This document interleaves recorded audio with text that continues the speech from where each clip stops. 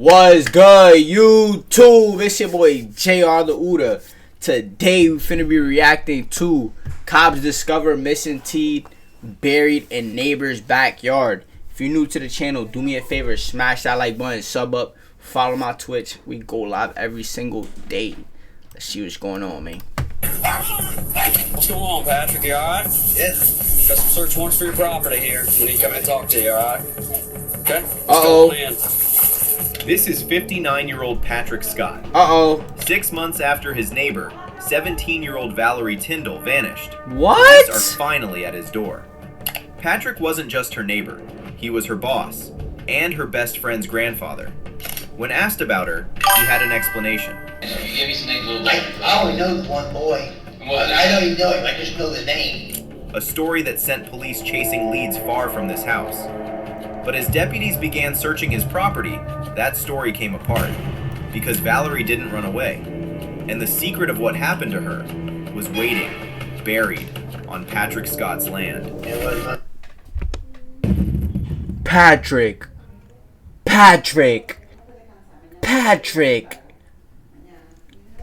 Oh no. what happened. What'd you do to her? Tell us what you did to her. Patty, come on, fam. On Nigga Wednesday, June 7th, Nigga seasoned the burger with salt and pepper and onion powder and garlic powder. What you mean? 2023, 17-year-old Valerie leaves for work in the small, safe community of Arlington, Indiana. Almost immediately, her mother senses something isn't right.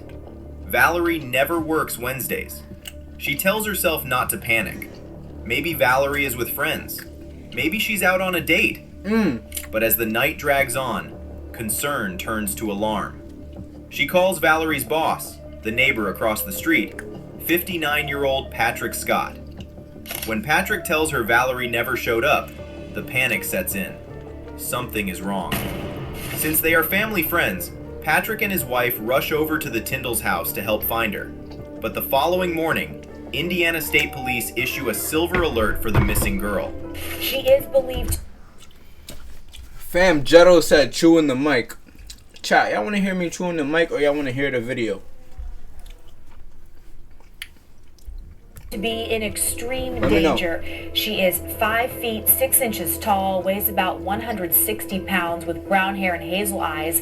Patrick insists the teen has run away from home, further deepening her parents' fear.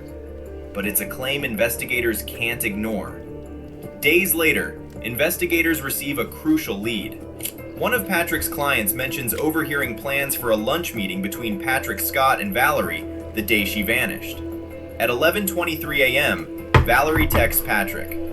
This prompts a formal interview. Come on, live chat. You can make steak and do it. You can make your famous steak and do the ASMR then. Chat, I'm not gonna lie. It's already funny shit going on. This nigga playing.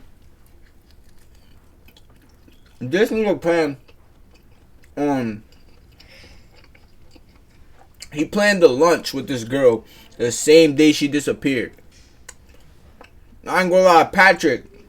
I'm gonna get SpongeBob on your ass. We're too pro. Patrick Scott is no longer treated as a witness, but as the last person known to be with Valerie. When was the last time you Interview saw her? with Patrick. Wednesday afternoon. Wednesday afternoon. Where did you meet up with her at? South High Gardens. South High Gardens in Shelbyville. Yes. Okay. You had the truck and the car. Both at South High. South High. Right. So what did you drive there that day? The truck. With your trailer too? Yes. Okay. How did the car get there? I moved it there like the day before, 2 days before, Why did you do that? because she was going to take off. Patrick first denies seeing Valerie. Huh? What you mean? Yeah, this Patrick. What you mean, fam? What you mean she was finna take off? And why are you planning a lunch with Valerie and not all your other coworkers? Usually, chat, when you having lunch with the boys, it usually be like, you feel me? Everybody who's under him type shit. You feel me? Niggas having a one-on-one. What's that about? Then his story changes. Something's He not admits right. meeting her, driving her around, and dropping her off in Homer, while claiming she planned to run away. Okay, so you're You at see? South Gardens mowing grass. Yes. She shows up in her car, her green Honda Accord. Right. Okay. And what? She got in Fort Taurus with you, Right.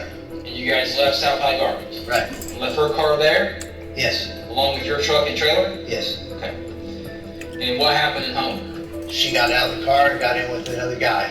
Okay. What kind of car did she get in? It's just kind of a pale blue car is all I know. I have no idea. I didn't see. Okay. Why would her phone? Buddy.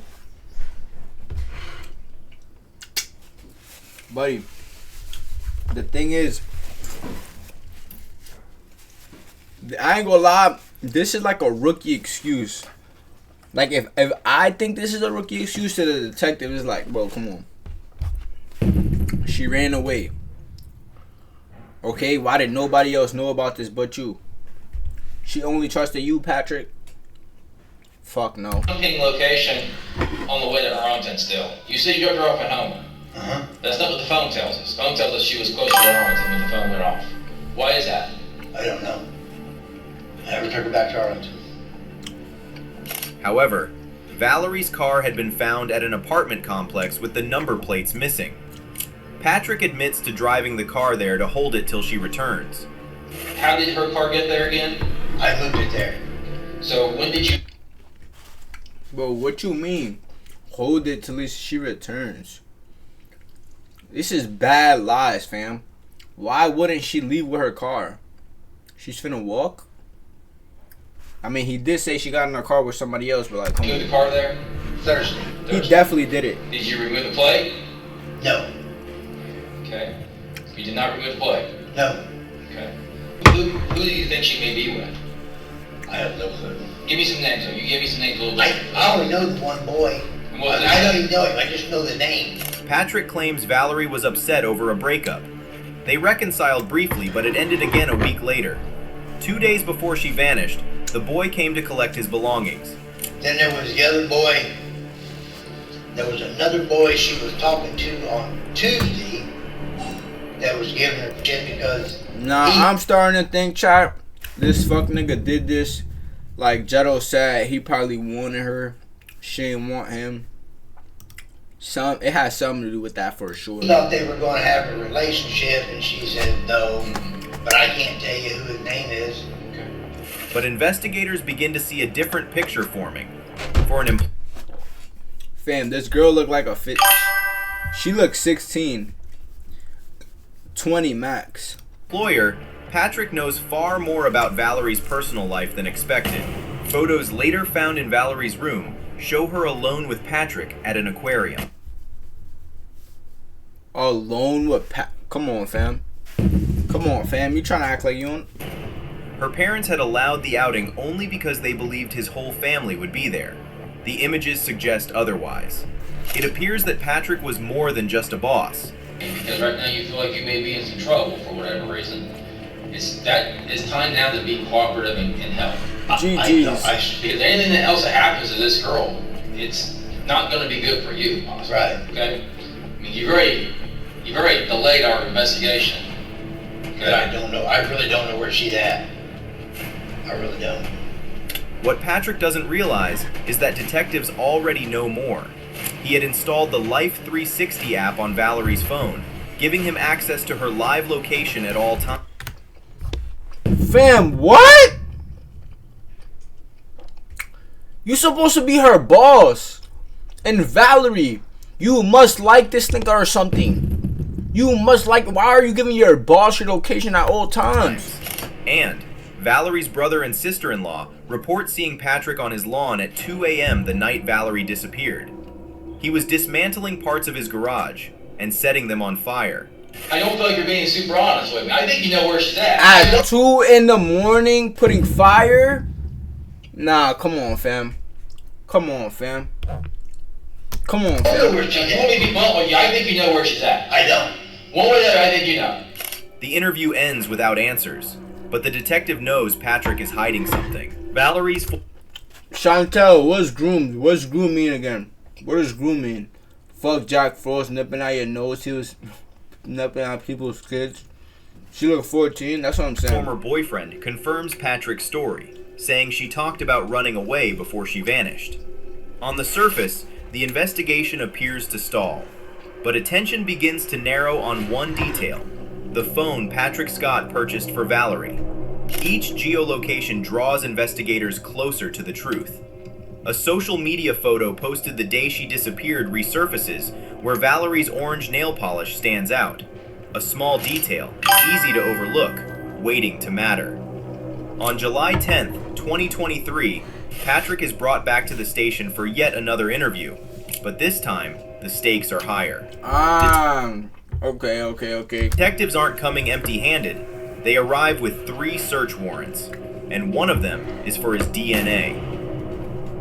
So the first one that we'll do is 3 search warrants. Holy shit. for the swabs in your mouth. Holy. The second search warrant is for the address of 2366 North Oak Street. Okay. For the property, okay? And the third search warrant is for 2394 North Oak Street, also in Arlington, for the property, okay? That's what the 3 search warrants are for. If I ask you questions today? No, that's my attorney now. Okay. With the warrants in hand, investigators hope this is the break that finally leads them to Valerie. DNA swabs are taken, properties are searched, but Valerie is still nowhere to be found. Over the following months, detectives execute more than 50 search warrants across Arlington, chasing every possible lead tied to Valerie's disappearance. 5 months pass. Valerie's 18th birthday comes and goes on August 29th. She was 17, chap. She was 17. I got some jerk chicken. That sound pain. Some Jamaican jerk chicken, right? That sound pain.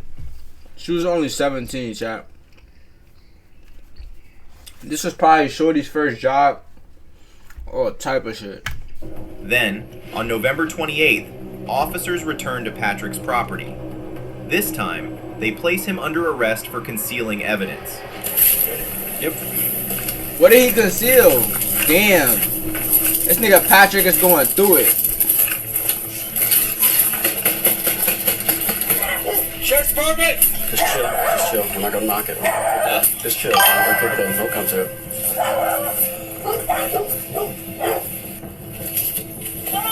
Hey, Patrick. Hi, guys. What's going on, Patrick? You alright? Yeah. Got some search warrants for your property here. We need to come in and talk to you, alright? Okay, let's go on in. Another search warrant follows.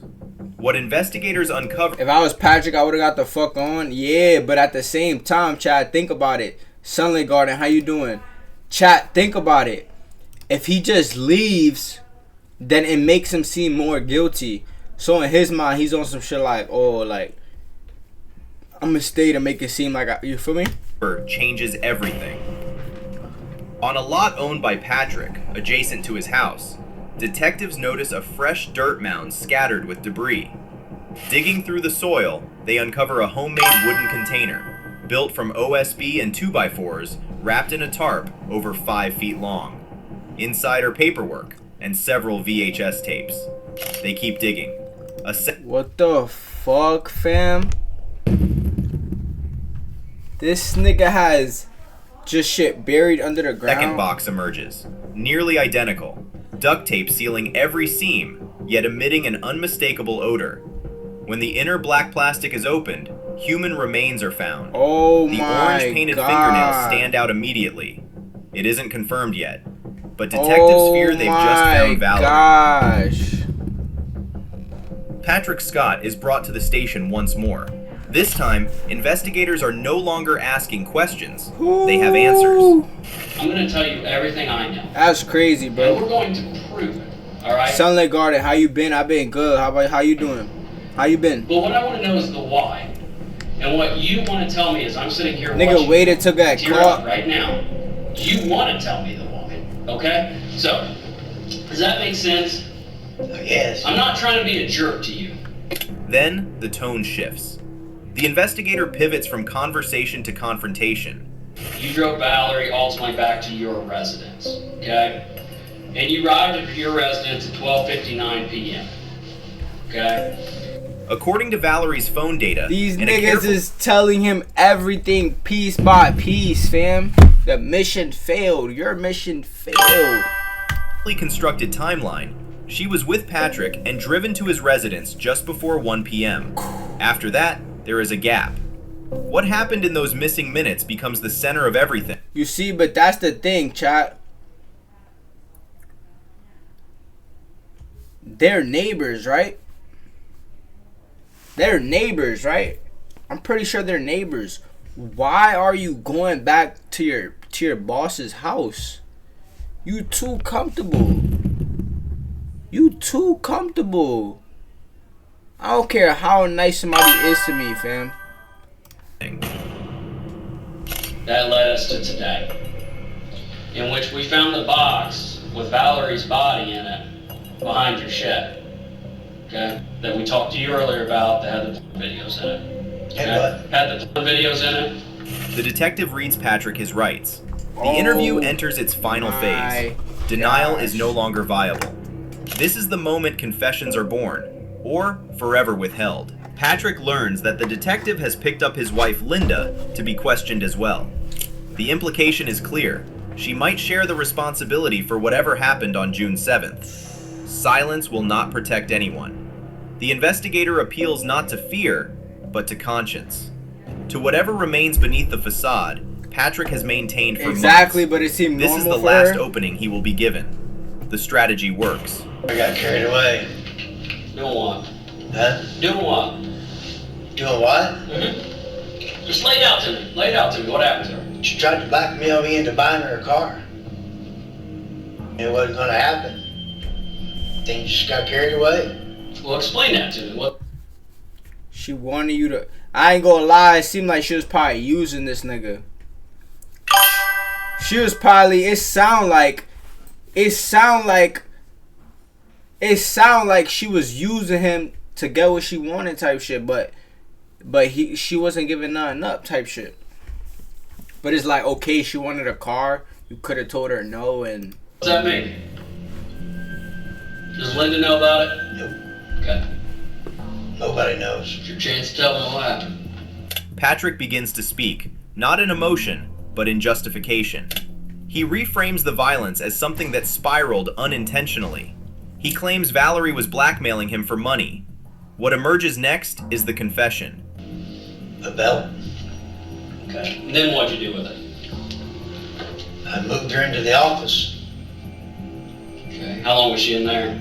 till the next day. Okay. It's gone. Okay. And in that moment, the crime shifts from the act itself to what came after. Her body is moved into a back office where he leaves her overnight. The following day, Patrick constructs a wooden box. He purchases materials from a nearby Home Depot and methodically assembles it. he could have told her parents on her little ass. Nah, facts. He's just a weirdo. I'm not gonna lie. He wanted something way more with this girl. He's a weirdo. But what's on the tapes he buried? Nah, facts. They spoke to him. They said on the tapes it was just like PORN. Piece by piece. This is no longer panic. That's what This he is said at the planning. beginning. I just made that box. Okay. What about the hole? The hole was already dug. But it wasn't for that. It was because I was going to throw concrete in it. What about the other box? Just put shit in it. Well, did you build two that day? No, just built one. So you strangled her. What room were you in when you strangled her? Right there by my bedroom. Valerie's body is placed inside the box and Wow. buried less than 100 yards from her own home. As details accumulate, Less than 100 yards from her own home. I'm not gonna lie, chat. She's 17 years old. Let's all be real here. She's not 12. She's not 13. I'm not blaming her at all. But I feel like at 17, you grown enough and you're old enough to know right from wrong and know what not to do and what to do. You feel me? Like 17 years old, you're not. If it was 14, 13, 12, sure. But it's like It's like, why are you going to your boss's house at 1 in the morning? You feel me? Like, it's just like, you're 17 years old. Like, you know right from wrong. The investigator dismantles the story to clarify what went on in that room. It was mine. I had it on. You had it on? Okay. So explain to me what happened there in that room. Like, how'd you get the belt on her? I was fighting her off, and I took it and threw it around her. Nah, it was 1 a.m. It was 1 a.m. That's what I'm saying. Not 1 p.m. It was 1 a.m. How were you guys fighting? She went back to his house at 1 in the morning. She had tried to take her clothes off. Okay. Wait, hold on. What? I was fighting her off, and I took it and threw it around her. So explain to me what happened there in that room. Like, how'd you get the belt on her? I was fighting her off, and I took it and threw it around her. Why were you guys fighting? Because she was trying to get... She had tried to take her clothes off. Okay. And it wasn't going to do it. Okay. Huh? And then you guys got in a fight? She tried to take her clothes off and you wasn't going to do it? Huh? That don't even make no sense, fam. And then what happened? I put it around her neck, and I held on to it until she quit. Okay. And what'd you do afterwards? Did you still wear it afterwards? Like, did you still use it? Yeah. Okay. What Patrick first described as an accident now reads very differently. As he speaks, there is no panic, no visible remorse, only explanation. Gotta bother you, right? That you killed Valerie? Well, I wasn't too crazy about it. Okay. Alright, Patrick, give me 1 second and we'll be right back. Buddy said I wasn't too crazy about it. Just lock his ass up. He do not care. You want a drink of water? The confession is complete. Oh, man. With it comes formal charges. Investigators later determined that on 7th June, Valerie was inside Patrick Scott's home, directly across the street from her own. They find no evidence of blackmail, no proof of coercion. What remains is a confrontation inside that house, one that escalated into murder. Patrick Scott later accepted a plea agreement and is sentenced to 57 years in prison. That's crazy, chat. Rest in peace to her, man. If you like this video, do me a favor, smash that like button, sub up, follow my Twitch. We go live every single day. Appreciate y'all for watching, man. It's your boy JrTheOota. I'm out of here.